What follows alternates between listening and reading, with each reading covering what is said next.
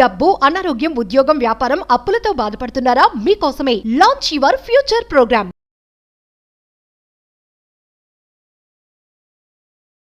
Previous ఎపిసోడ్లో మీరు చెప్పారు సార్, మన మనసుని మనం ఎలా మలుచుకుంటాం, మనం ఏంటి, మనల్ని ఎలా టర్న్ చేసుకుంటాం అనే దాని మీద డిపెండ్ అయి ఉంటుంది లైఫ్ అనేది. ఇలా చాలా విషయాలు ఉంటూ ఉంటాయండి. మనీ మంత్ర సబ్జెక్ట్ విషయానికి వస్తే ఏం చెప్పబోతూ ఉన్నారు?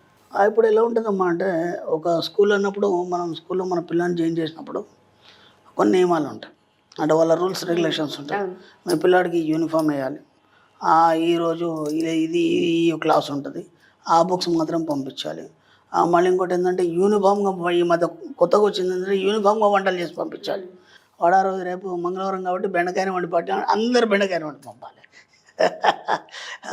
అంటే మంచి విటమిన్ ఫుడ్ అది. నెక్స్ట్ డే మీరు సోయా పంపించమంటే అదే వండి పంపాలి. అక్కడ ఏమవుతుందంటే ఎక్కడ కూడా తేడా ఉండదు.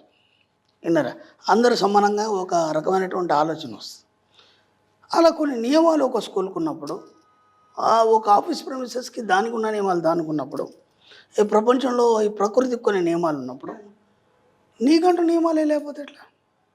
నీకంటూ ఏం నియమాలు ఉన్నాయి? ఏనాడన్నా నువ్వు పెట్టుకున్నావా ఏమన్నా నియమాలు? ఆలోచించావా? ఆలోచించినప్పుడు నీకంటూ ఒక నియమాలు లేనప్పుడు ఒక క్రమశిక్షణ అనేది నీకు ఎలా అలవాటు అవుతుంది? నువ్వు కావాల్సిన వాటి అన్నిటిని నువ్వు ఎలా సాధిస్తావు? నీ యొక్క డబ్బు సంపద అనే లక్ష్యంలో నువ్వు ఎక్కడ ముందుకు పోతావు? కాబట్టి నీకంటూ ఏం నియమాలు ఉన్నాయనేది ఒకసారి మీరు ఆలోచించండి. ఓకేనా? ఎందుకంటే ప్రతి మనిషికి ఒక నియమం అనేది ఉండాలి. ఒక సిస్టమేటిక్ క్రమశిక్షణ ఉన్నప్పుడు మాత్రమే, ఒక డిసిప్లిన్ ఉన్నప్పుడు మాత్రమే దానికోసం పనిచేయడం అనేది జరుగుతుంది. అది లేనప్పుడు ఏమవుతుందంటే, ఇప్పుడు ఆఫీస్ ఉందండి, మార్నింగ్ మనం 10కి ఆఫీస్కి వెళ్ళాలి, దానికి టైమింగే లేదనుకోండి, వాడు మార్నింగ్ 8 గంటలకు వస్తాడు, వాడు 10 గంటలకు వస్తాడు, మధ్యాహ్నం 2 గంటలకు, రాత్రి 2 గంటలకు కూడా వస్తాడు. అంటే ఒక డిసిప్లిన్ అనేది లేదు అక్కడ. లేనప్పుడు అక్కడ వర్క్ ఎట్లా ఇది అవుతుంది? అలాంటి కంపెనీలు కూడా ఉన్నాయి. ఇప్పుడు గూగుల్ ఉంది, అంత పెద్ద కంపెనీ, దానికి టైమింగ్ అదేమి ఉండదు. అర్థమైందా? వాళ్ళ అట్మాస్ఫియర్ కూడా ఎలా ఉంటుందంటే, ఓ మంచి ప్రెమిసెస్, అక్కడనే మీకు వంటలు చేసి పెట్టే వాళ్ళు అందరూ ఉంటారు, టేబుల్స్ ఉంటాయి, హాయిగా పడుకోవచ్చు, లేవచ్చు, కూర్చోవచ్చు, ఏమన్నా చేయొచ్చు. వాడికి ఏం తినాలనుకుంటే అది తినవచ్చు. అర్థమైందా? మళ్ళీ అన్నీ రిచ్ ఫుడ్ ఉంటాయి. వాళ్ళకి ఏం పని ఉండదు. వాళ్ళకి ఏంటంటే టార్గెట్ ఇస్తారు, ఈ టైం లోపల ఇది కావాలి. ఓకేనా? ఇది కూడా బాగుంది. కాకపోతే అక్కడ కూడా ఒక డిసిప్లిన్ ఉంది. ఏముందంటే ఈ టైం లోపల నాకు వర్క్ ఇవ్వాలనేది. అర్థమైందా? ఈ టైం లోపల వర్క్ ఇవ్వాలని. అలా ప్రతిదానికి ఒక నియమం ఉంది. ఎంత లేదని ఒక నియమం అయితే ఒక పాయింట్ అయినా ఉంది. నీ జీవితం కోసం నువ్వు చేసుకున్న నియమాలేంటి, నువ్వు పెట్టుకున్నవేంటివి ఒకసారి ఆలోచించండి. అవి ఎంతవరకు అమలైనాయి?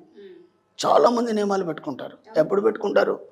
డిసెంబర్ 25 నుంచి 31 వరకు పెట్టుకుంటారు. అది ఎక్కువ జనవరి 1 వరకు మాత్రమే పనిచేస్తుంది. తర్వాత మళ్ళీ కనిపించదు. అది అర్థమైంది? అలాంటి నియమాలు పెట్టుకోకండి. అలాంటి నియమాలు పెట్టుకోండి. మీ నియమాలు ఎలా ఉండాలంటే మిమ్మల్ని శిక్షించే విధంగా కూడా ఉండాలి. ఎందుకంటే అలా నువ్వు కఠిన నియమాలు పెట్టుకున్నప్పుడు మాత్రమే నువ్వు ఒక బంగారంలాగా తయారవుతావు. అర్థమైందా? ఇదేంటి నేను ఇంత స్ట్రిక్ట్గా పెట్టుకుంటే ఎట్లా అంటే, ఎస్, కొన్ని సాధించాలన్నప్పుడు కొన్ని పెట్టుకోవాలి. ఆ నియమాల్లో మొట్టమొదటి ఏంటంటే, మన సబ్జెక్టు డబ్బు కాబట్టి నేను 6 నెలల్లోన 1 ఇయర్లోన నేను ఇంత డబ్బు సంపాదించేస్తాను. ఫస్ట్ నియమం. ఎందుకంటే మన కాన్సెప్ట్ అది కాదు. మనం ఎటు తిరిగినా మనం ఆవు కథకి వస్తాం కదా. మన ఆవే డబ్బు కాబట్టి ఆవు అనేది కనిపించాలి మనకి. అర్థమైందా? కాబట్టి ఫస్ట్ నియమం మనం ఏం పెట్టుకున్నాం?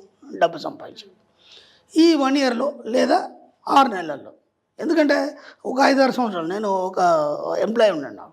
అనుకోకుండా వచ్చాడు, సరదాగా మాట్లాడుతుంటే ఆయన అన్నాడు, సార్ నేను కొన్ని కండిషన్స్ పెట్టుకున్నాను సార్, నియమాలు పెట్టుకున్నాను. సంతోషం. ఏం నియమాలు పెట్టుకున్నాను? సరే 5 సంవత్సరాల్లో నేను ఒక ప్లాట్ తీసుకోవాలి. ఓకేనా? అందులో మా పిల్లల ఎడ్యుకేషన్ కంప్లీట్ అయిపోతుంది, లోన్ తీసుకోవద్దు. ఓకేనా? ఆ తర్వాత ఈ 5 సంవత్సరాల తర్వాత ప్లాట్ తీసుకున్నాం కదా, ఇంకో 5 సంవత్సరాల్లో ఇల్లు కట్టాలి. ఓకేనా? ఈయనకుంది ఇప్పుడు 40 సంవత్సరాలు, అంటే 50 సంవత్సరాల్లో ఇల్లు కడతాడు. అప్పటి వరకు పిల్లల ఎడ్యుకేషన్ అయిపోతుంది. ఓకేనా? లోన్ తీసుకోవద్దు. ఇప్పుడు ఆ పిల్లల ఎడ్యుకేషను అక్కడ దాకా 10 సంవత్సరాలకు వెళ్ళి కంప్లీట్ అయ్యేలోపు ఈయన దగ్గర ఏం మిగిలవు. ఎందుకంటే పిల్లల ఎడ్యుకేషన్ అంత పెద్దగా వెళ్ళిపోతారు, తర్వాత పెళ్ళిళ్ళకి వచ్చేస్తారు. ఇప్పుడు పెళ్ళి చేయాలంటే అప్పు కావాలి, ఇల్లు కట్టాలంటే అప్పు కావాలి. అప్పుడు మళ్ళీ ఆయన ప్లాన్ ఏందనేది ఆయనకు తెలియదు. అప్పుడు ఆయన ప్లాన్ ఏందనేది తెలియదు. ఇక్కడ విచిత్రం ఏం జరిగిందంటే, నువ్వు ప్లాన్ ఇవ్వలేదు కాబట్టి నీకు ఒక నియమాలు కఠినంగా లేవు కాబట్టి ఇక్కడ నేనేం చెప్పానంటే సార్ ఒక ఇల్లు కట్టడానికి పిల్లల ఎడ్యుకేషన్ కావడానికి 10 సంవత్సరాలు ఎందుకు సార్, ఇదే 2 సంవత్సరాలు ఎందుకు పెట్టుకోలేదు మీరు అన్న. ఎలా సాధ్యమవుతుంది అన్నాడు ఆయన. ఎందుకు కాదు, మీరు అనుకుంటే కదా, మీరు ఏదైతే గీత తీసుకుంటారో, ఎప్పుడో గ్లాస్ ఉందమ్మా, చిన్న గ్లాస్ తీసుకుంటే అంతే నీళ్ళు పడతాయి, పెద్ద గ్లాస్ తీసుకుంటే అంతే నీళ్ళు పడతాయి, గంగలం తీసుకుంటే అంతే పడతాయి. నీకు కావాల్సిన తాగేటి ఎన్ని నీళ్ళు కావాలి, చిన్న గ్లాస్ తీసుకో, గంగలం ఎందుకు నీకు, అవునా కదా? లేదు స్నానానికి కావాలి, గంగలమే కావాలి కదా. నీది గంగలం ఆలోచన, నువ్వు తీసుకున్న చిన్న గ్లాసు, లేదా అంత పెద్దగా ఆలోచిస్తున్నావు, అంత లాంగ్ ఆలోచిస్తున్నావు. ఇక్కడ దేనికైనా ఏమైనా సంబంధము నీ నియమాలకు కానీ లేకపోతే పెట్టుకున్న కట్టుబాట్లకు కానీ ఎక్కడనేమైనా సంబంధం ఉందా? ఏమీ లేదు. ఏమి లేనప్పుడు అది ఎలా సాధ్యమవుతుంది? అప్పుడే నాకు ఆలోచించేది కరెక్టే కదా అని ఆలోచించింది. మీరు నమ్మండి, కరెక్ట్ 10 years వరకు ఆయన ఆరోగ్యం పాడైపోయింది. ఇప్పుడు ఆ ఇల్లు కట్టడం అనేది అది పెండింగ్ అయిపోయింది. లోన్ తీసుకోవాల్సి వచ్చింది, పిల్లలకి కనీసం అవసరాలు తీర్చాలి, దాంతో లోన్ తీసుకోవచ్చు. ఆయన చచ్చేదాకా లోన్ కడుతూనే ఉన్నాడు, ఆయన చచ్చిన తర్వాత పిల్లలు లైన్ కడుతున్నాడు. అంటే ఆ నియమాలు అనేటివి నువ్వు కఠినంగా తీసుకోలేదు, చాలా లాంగ్ టైం ఇచ్చావు వాటికి, కాబట్టి అంత పెండింగ్ అయింది, అది సాగుతూ వచ్చింది. ఇప్పుడు మనం ఏం చేయాలంటే ఆ నియమాలను పెట్టుకున్నప్పుడు దానికి తగ్గట్టుగా నువ్వు స్ట్రిక్ట్గా ఉండాలి. దానికోసం నువ్వు ఏమేమి చేస్తావు, ఎక్సర్సైజ్ కూడా అవసరం, నియమం పెట్టుకోవడమే కాదు, ఎక్సర్సైజ్ కూడా అవసరం. ఇప్పుడు మనం ఏమనుకుంటున్నా, నా బాడీ స్లిమ్ కావాలని నేను నియమం పెట్టుకున్నాను, నేను డైటింగ్ చేస్తాను, డైటింగ్తో పాటు ఎక్సర్సైజ్ చెప్తారు కంపల్సరీ డాక్టర్, అర్థమైందా? నేను డైటింగే చేస్తున్నా అంటే స్లిమ్ కాదు కదా, దాంతోపాటు ఎక్సర్సైజ్ చేసినప్పుడు ఫిట్ అవుతుంది బాడీ. లేకపోతే ఏమవుతుంది, నువ్వు స్లిమ్ అవుతావు, పొట్ట వేలాడుతుంది, అర్థమవుతుందా? కాబట్టి ఆ నియమాలు అనేటివి పర్ఫెక్ట్గా ఉండాలి. మీరు పెట్టుకున్న నియమాలు, సమయము, ఈ యొక్క భావన, ఇవన్నీ కరెక్ట్గా ఉన్నప్పుడు మాత్రం మీరు ఆ సమయం లోపల ఆ భావనలతో పాటు మీరు అనుకున్న నియమాలన్నీ సాధింపబడతాయి. ఇప్పుడు ఫస్ట్ మనం డబ్బు అనుకున్నాం కదా, ఓకే.